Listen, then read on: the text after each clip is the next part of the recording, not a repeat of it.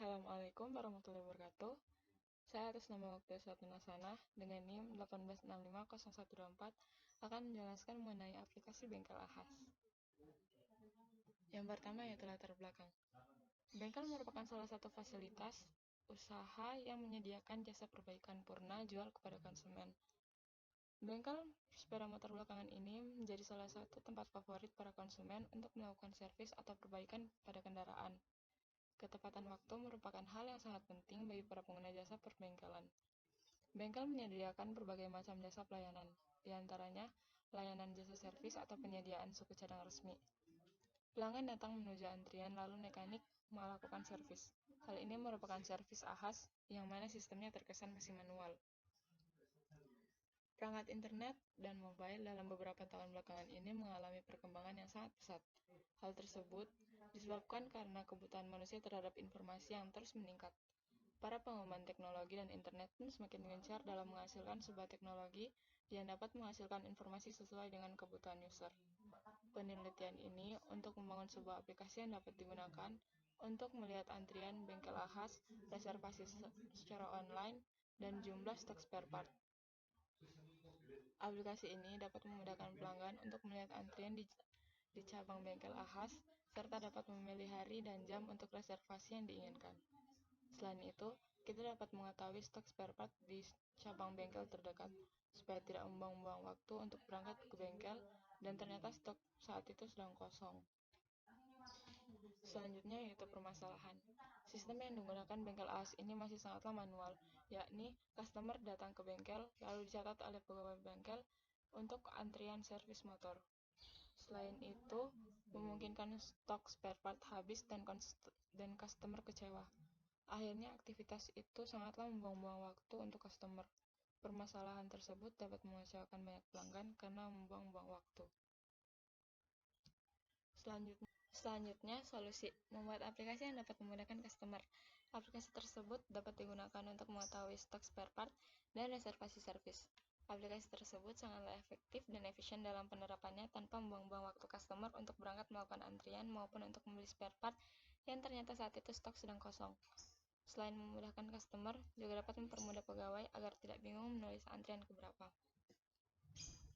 Selanjutnya, masuk di prosedur registrasi customer. Tujuan dari prosedur ini adalah untuk membuat akun dan mengisi data diri customer.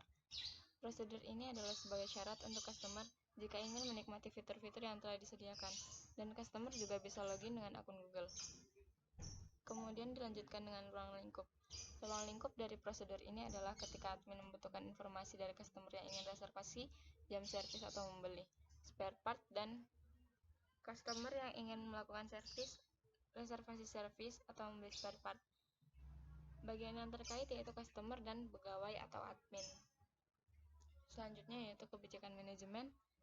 Yang dapat reservasi pada aplikasi bengkel Ahas adalah customer yang telah meregistrasi akun.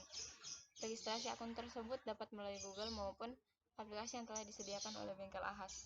Jika pada saat customer sudah mereservasi slot servis dan ternyata servis sebelumnya masih belum selesai, maka akan diberi pilihan reschedule atau pengembalian biaya. Selanjutnya yaitu flowchart untuk customer. Customer akan disuruh untuk mengisi atau meregistrasi akun dengan cara mulai, kemudian mengisi email, username, dan password. Setelah mengisi email, username, dan password, customer akan diminta untuk memverifikasi email. Kemudian jika sudah, akan disuruh untuk mengisi data diri. Data diri tersebut akan tersimpan di akun database kami. Selanjutnya, prosedur pemesanan tempat servis kendaraan.